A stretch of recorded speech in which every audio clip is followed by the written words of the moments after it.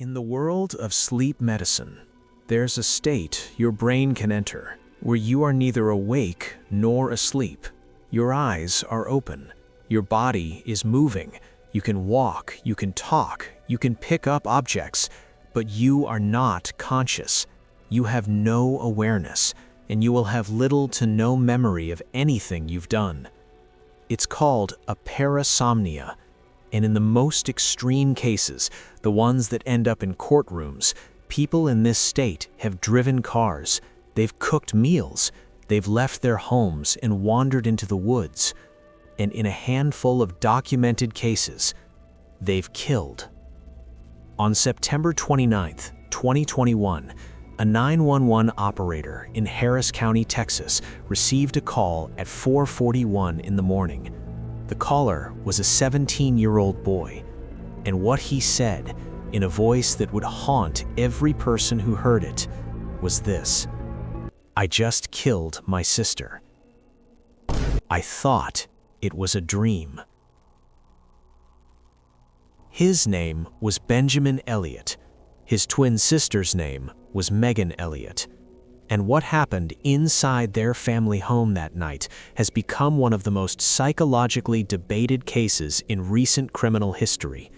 Because prosecutors say Benjamin Elliott deliberately walked into his sister's room and stabbed her to death while she slept. The defense says he was sleepwalking and had no idea what he was doing.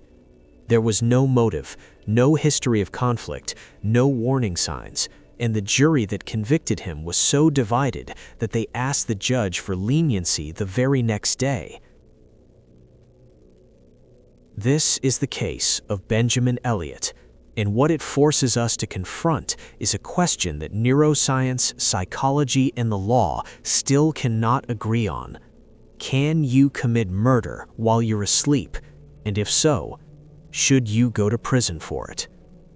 But before we get into the science and the courtroom battle, we need to talk about the person at the center of all of this, the person who can never speak for herself again.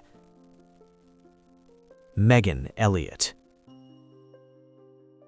Katy, Texas, a quiet suburb about 30 miles west of Houston, the kind of place where families settle because it feels safe, good schools, big neighborhoods, the kind of town where teenagers ride bikes and neighbors wave from their driveways.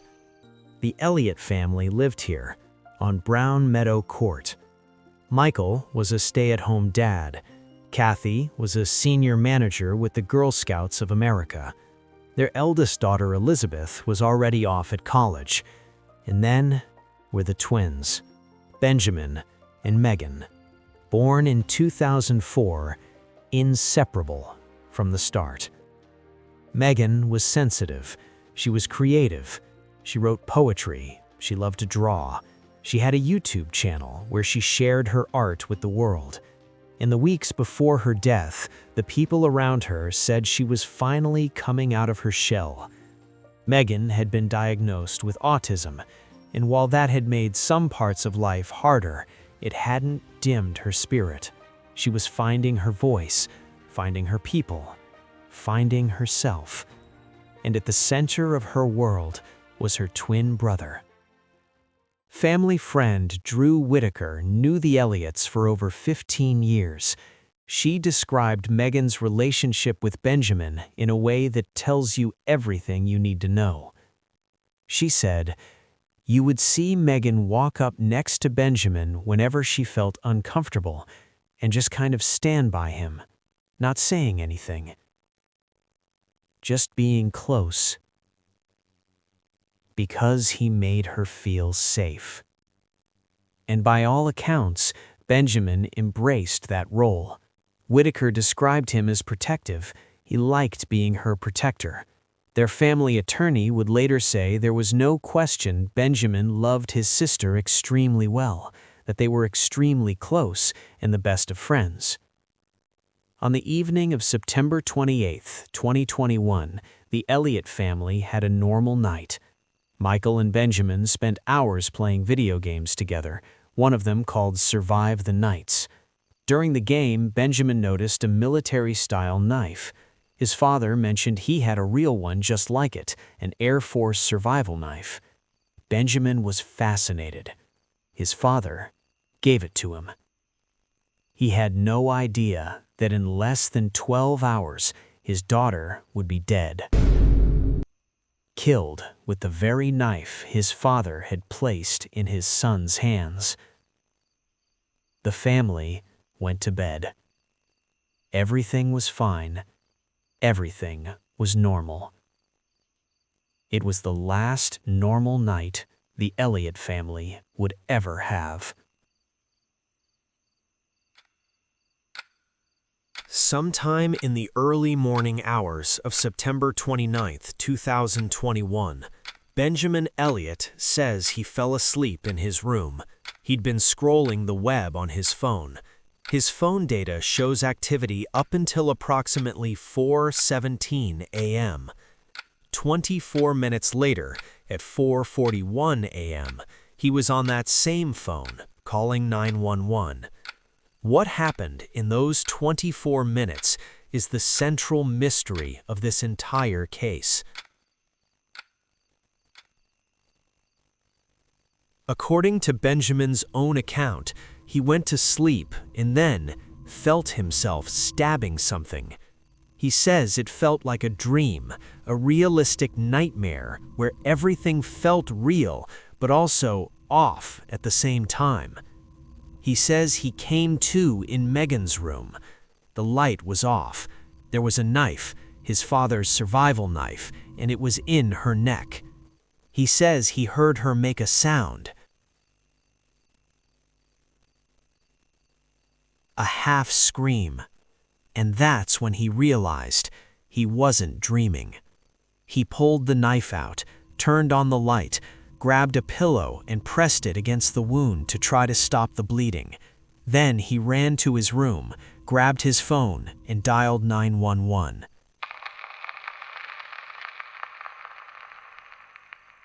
I just killed my sister. The operator told him to start CPR. He did. He begged her to survive. Please, I don't want her to die. The operator told him to wake his parents. Mom! Dad! When paramedics arrived, they found Benjamin performing chest compressions on his sister in a room covered in blood.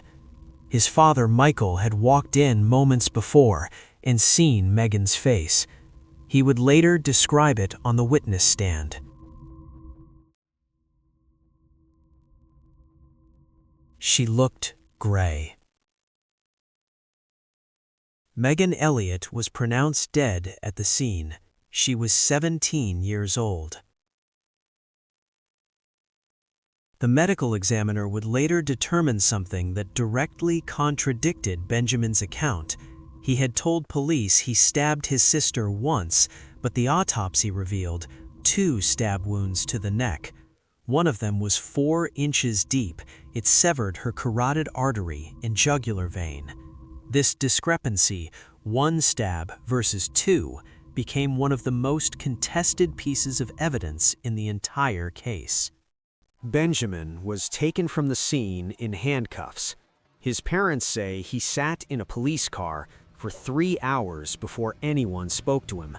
He reportedly told a responding deputy, "I don't deserve respect. I killed my sister." At the Harris County Sheriff's Office, Detective Frederick Munoz sat down with Benjamin. No lawyer was present, and what unfolded in that interrogation room is where this case starts to split people. Benjamin opened with a question that would set the tone for everything that followed. You ever have a really realistic nightmare where everything feels real but also off at the same time? He told Munoz that the next thing he remembered was the feeling of stabbing something. He said he was in Meghan's room. He turned on the light, he panicked, he grabbed a pillow to stop the bleeding, then he ran and called 911. He told the detective that he and Meghan were best friends, that the stabbing didn't mesh with anything he believes in, that he loved her. Now, here's where I want you to pay attention, because the prosecution would later build their case on specific details from this interview. First, Benjamin's demeanor. Prosecutors described him as usually calm. He talked about taking the SAT that weekend. He discussed college plans. He seemed composed. Is that the behavior of someone who just woke up to find they'd killed their twin sister? Or is it the behavior of someone in shock, dissociating from an unimaginable reality? That question alone split the jury. Second, his word choice. When the detective asked where his phone was, he replied, "It's at the crime scene."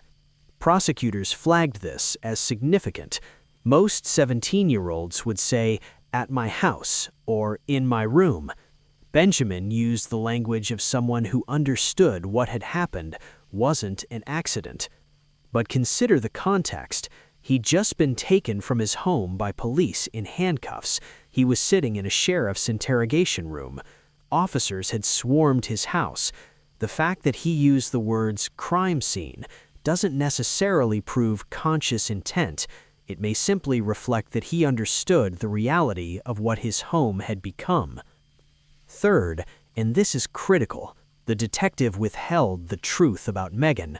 For over 2 hours, Benjamin repeatedly asked if Meghan was okay. The detective told him she was being checked by EMS. She was already dead. When Munoz finally told him, "Meghan has succumbed to her injuries," prosecutors pointed to Benjamin's reaction. According to courtroom testimony, his response was a single word: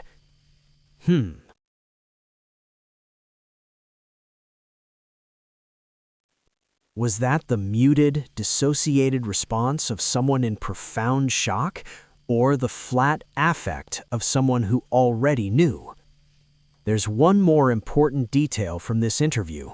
Benjamin told police he didn't suffer from any sleep irregularities. He said he hadn't consumed any drugs or alcohol before going to bed, and in that initial conversation with investigators, he never used the word sleepwalking. He described a dream, a realistic nightmare, but the specific framing of this as a parasomnia event, that would come later, once his defense team brought in a sleep expert. That doesn't mean it wasn't sleepwalking, but it's worth noting that the narrative evolved. But here's what the prosecution couldn't get around, no matter how hard they tried.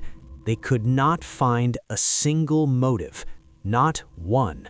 They searched his phone, they interviewed friends, they examined every interaction between the twins. Nothing. The lead prosecutor, Meghan Long, admitted this openly. She said their biggest hurdle going into the trial was the why. And that absence, that complete void where a motive should be, is what makes this case so psychologically fascinating.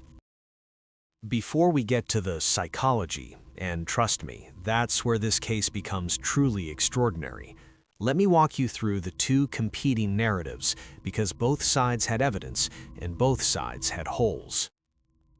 The prosecution's case. 1. The phone. Cell phone data showed Benjamin was active on his device not long before the stabbing. He had been alert enough to turn off his school alarm that morning, and critically, his phone recorded his steps. It logged him walking to Meghan's room and back. To prosecutors, this proved he was awake and aware. 2. The stab wounds. Benjamin told police he stabbed Meghan once. The autopsy showed 2 wounds. If he was sleepwalking and woke up after the first stab, how did a second one happen? 3. The pillow. There was no blood spatter on the walls. Given the severity of Meghan's wound, a severed carotid artery, there should have been. The prosecution argued Benjamin placed the pillow over Meghan's face before stabbing her, not to stop the bleeding, to muffle her screams. And here's how they back that up. His own father, Michael Elliott, testified that it was the 911 operator's voice that woke him up, not Benjamin's. If Benjamin was truly panicked and desperate to save his sister, why wasn't he screaming for help? 4. The knife. Benjamin had received it just hours earlier. He was described as being enamored with it. The prosecution argued it wasn't a coincidence. And in her closing argument, prosecutor Meghan Long made a statement that would define the trial. While I didn't give you motive, I did give you premeditation.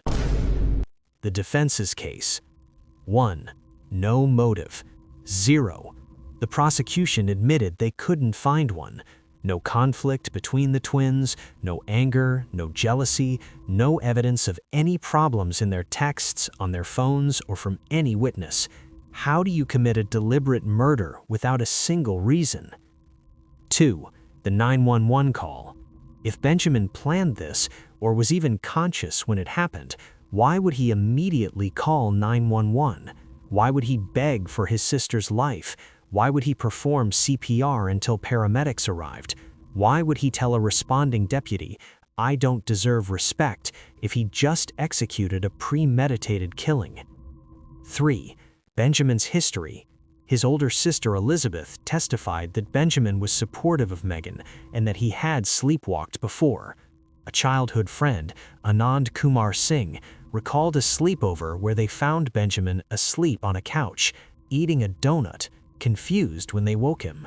His great-aunt Martha Knight Oakley, a psychologist, testified about her own sleepwalking history. She'd once woken up in the bushes outside, clutching her dog.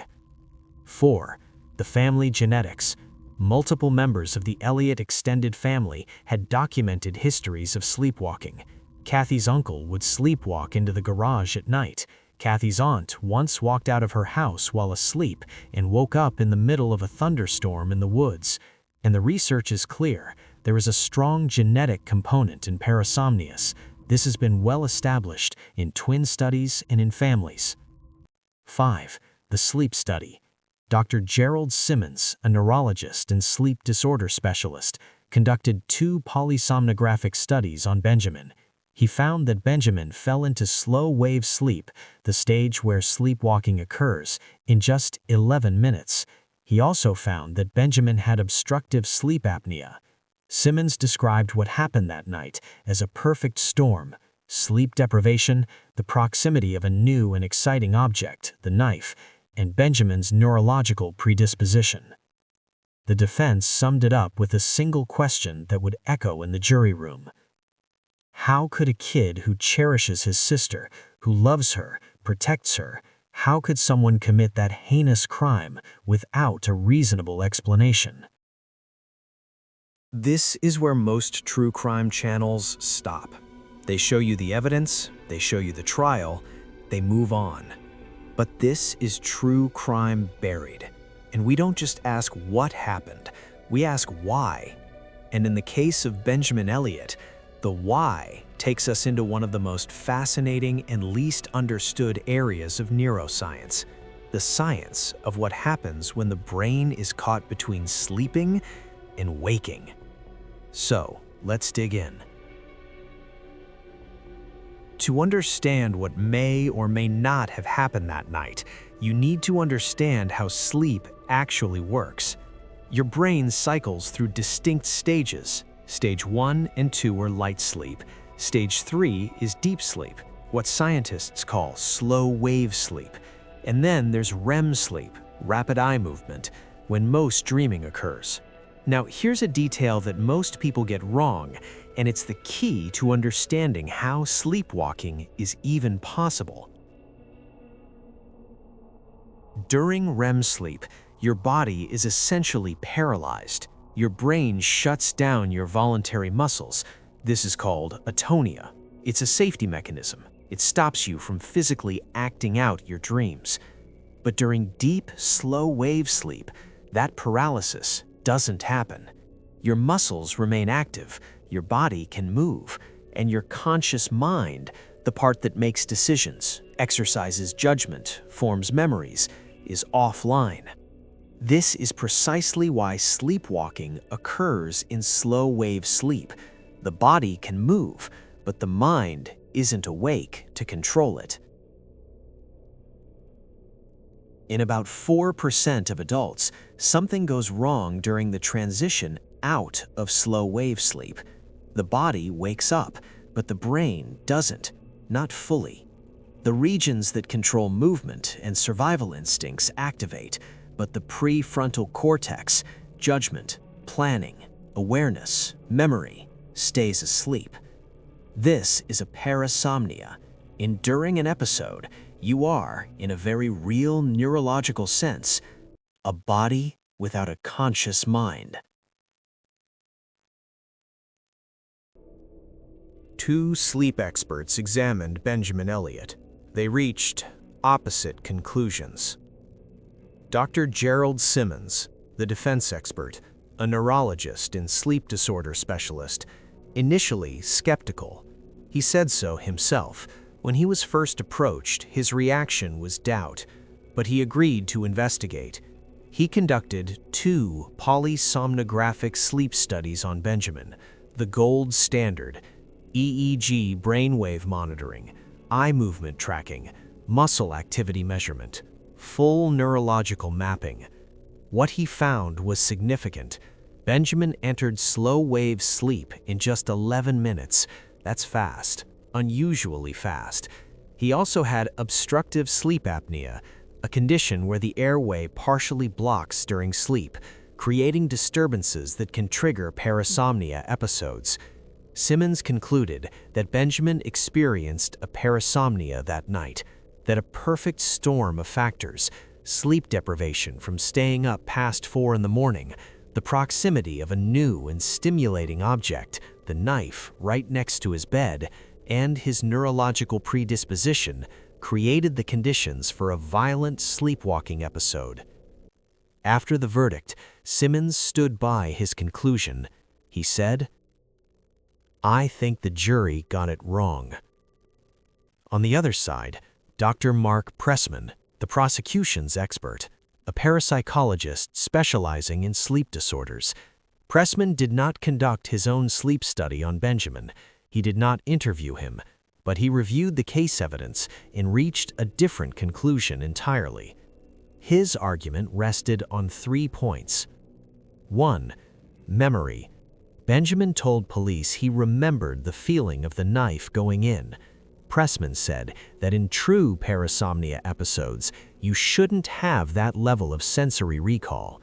He stated directly, "He remembered the feeling of the knife going into the neck. That's a memory. You shouldn't have that memory." 2. Speed of awakening. Benjamin allegedly went from a sleepwalking state to calling 911 within minutes. Pressman argued that true sleepwalkers take significantly longer to fully regain consciousness. Benjamin came out of the alleged episode faster than any sleepwalker he'd studied. 3. The knife. Unsheathing the knife was a complex, multi-step action. Opening a sheath, removing a blade, that requires fine motor coordination that Pressman argued is inconsistent with unconscious behavior.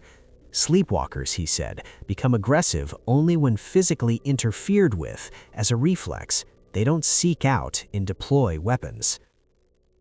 So who's right? Let me walk you through what the research actually says, because the answer is more complicated than either side presented in that courtroom. The forensic literature has established guidelines for evaluating parasomnia claims in criminal cases. Let me walk you through the most important factors and map Benjamin Elliott against each. Sleep study results: abnormal, rapid slow-wave onset in sleep apnea. This favors the defense. Time of night: the act occurred between 4:17 and 4:41 a.m.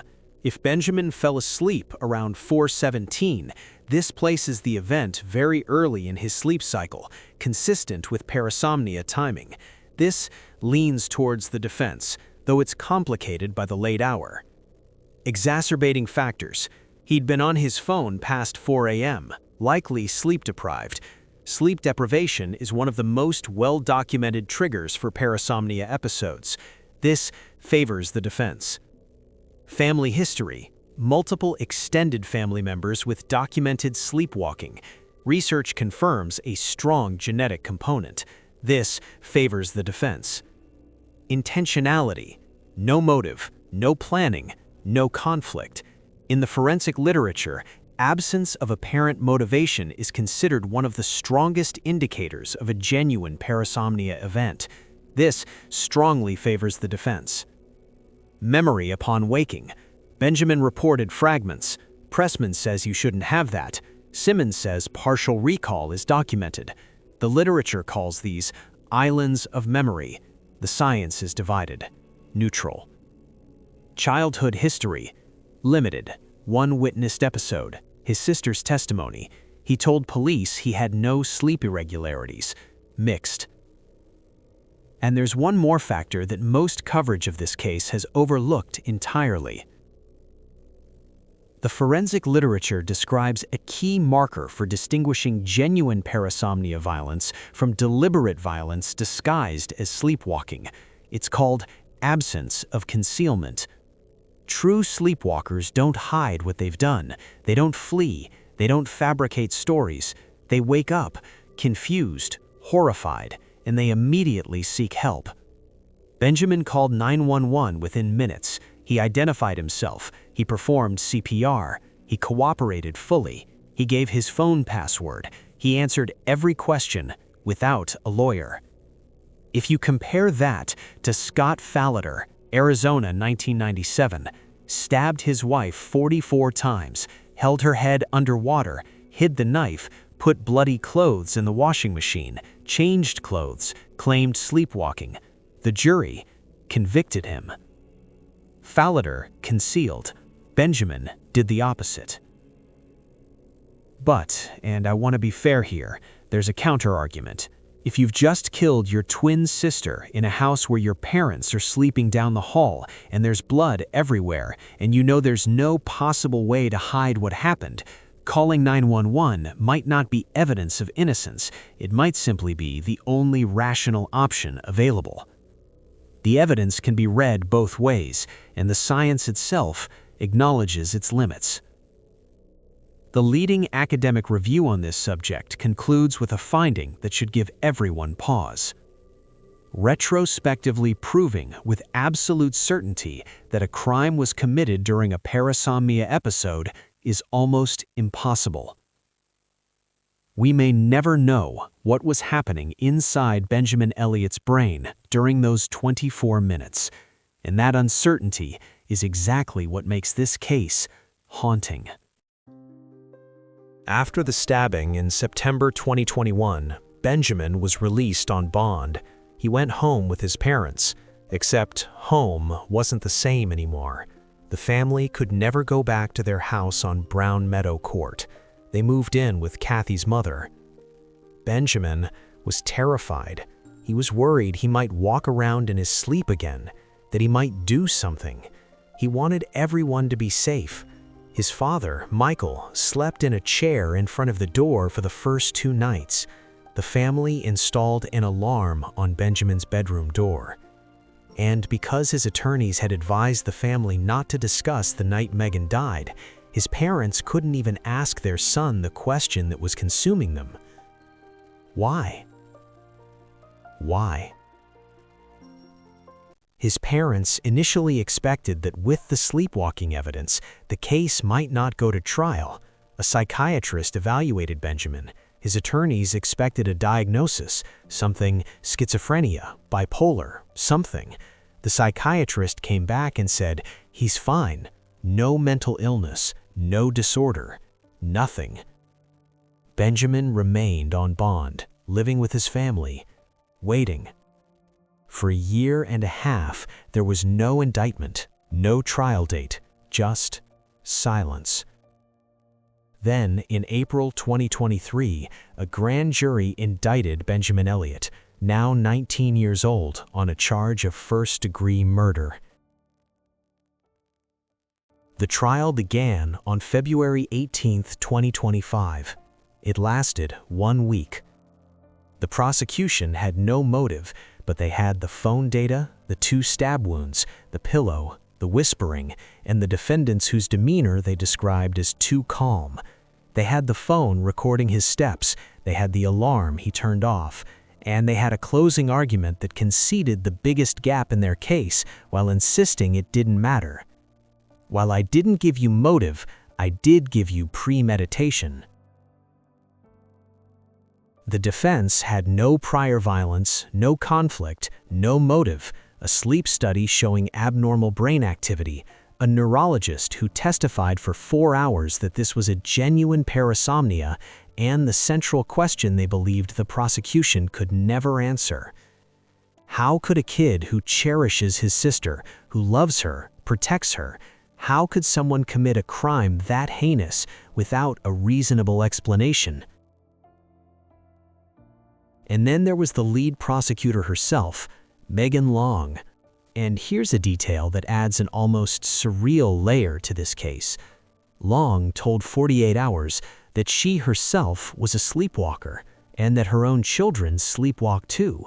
She knew the condition was real, she'd lived it, and yet she stood in front of that jury and argued that Benjamin Elliott was not sleepwalking when he killed his sister.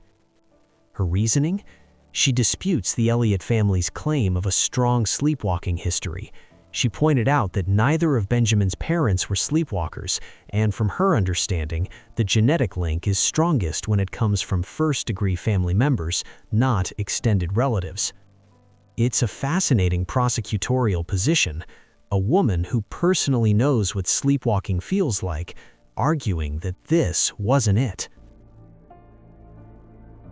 On February 24, 2025, after approximately 5 hours of deliberation, the jury returned their verdict. Guilty. Murder. But the story doesn't end there, because what happened next revealed just how conflicted that jury really was. The initial vote in the jury room was 7-5. Several jurors had personal experience with sleepwalking or had family members who did. They deliberated for hours before reaching a unanimous decision. And then, a juror took the extraordinary step of asking the judge for leniency in sentencing. The prosecution had asked for at least 40 years. In Texas, murder carries a sentence of 5 to 99 years. Judge Danilo Lacayo sentenced Benjamin Elliott to 15 years in prison. He chided the jury's request for leniency. He chided his complete lack of criminal history. He chided the fact that he had been out on bond for 3.5 years with no issues whatsoever. 15 years. The prosecution wanted 40. The defense wanted 0. The judge landed on a sentence that seemed to reflect the very uncertainty that had hung over this case from the beginning. Benjamin's defense attorney said something telling afterwards. He said they were very happy with the sentence and that it reflected what the judge thought was a weakness in the state's case. But the closing arguments had left a wound that went beyond the verdict. In her final remarks to the jury, Meghan Long said something that stunned the courtroom, a courtroom filled with the Elliott family and their friends. She said, "There are so many people here for Benjamin. There is not one person here for Meghan." And then she went further. She told the jury, "We don't necessarily know what happens behind closed doors." The implication was clear, that the Elliott family's portrait of a happy home might not be the full story, that something darker might have been happening that no one was willing to reveal. The family was devastated. Benjamin, in a later interview with 48 Hours, said, "That was crazy to me. Everyone in that courtroom was there for Meghan." His father, Michael, was furious.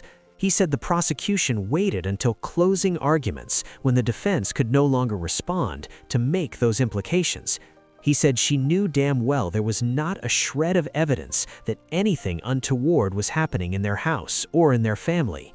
His mother, Kathy, called the statements outlandish. And perhaps The most agonizing detail of this entire case is this. Michael and Kathy Elliott were fighting for leniency for the son who killed their daughter. They believe he was asleep. They believe Meghan would have wanted mercy for her brother. This is a family that lost both children in one night. One to death. One to prison. Benjamin Elliott is currently serving his sentence at the John B. Connolly Unit in Kennedy, Texas. He will be eligible for parole in August 2032 when he is 28 years old. He is appealing his conviction. In an interview with 48 Hours from inside the county jail, Benjamin said something that will either haunt you or move you depending on what you believe happened that night. "I don't think this is my fault at all.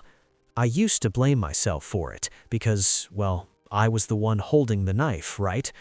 But I've come to realize that I couldn't have done anything any different than what I had done." So what do we take from the case of Benjamin Elliott? The neuroscience says parasomnia violence is real. It's documented.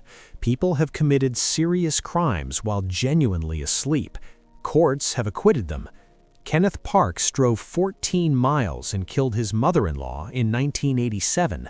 A jury found him not guilty. Joseph Mitchell strangled his 4-year-old son in 2010, also acquitted. The prosecution says Benjamin was awake. They point to the phone data, the second stab wound, the pillow, the whispering, and a reaction to his sister's death that seemed too muted, and a prosecutor who knows sleepwalking personally and didn't believe this was it. The defense says there is no explanation for this crime other than sleepwalking. No motive, no conflict, no warning signs. A sleep study showing a brain predisposed to exactly this kind of event, and a boy who called 911, begged for his sister's life, and tried to save her with his own hands. The jury said guilty, but their first vote was 7-5, and they asked for mercy. And the judge gave 15 years, not 40, not 99, not 0, somewhere in between, as if the legal system itself couldn't fully decide. In our first video, we explored the case of Daniel Marsh, a 15-year-old who killed and described the act as pure happiness. In that case, the psychology was clear, the darkness was identifiable, the warning signs were everywhere, the escalation pattern was textbook, there was no question about consciousness, only about the nature of the mind behind it.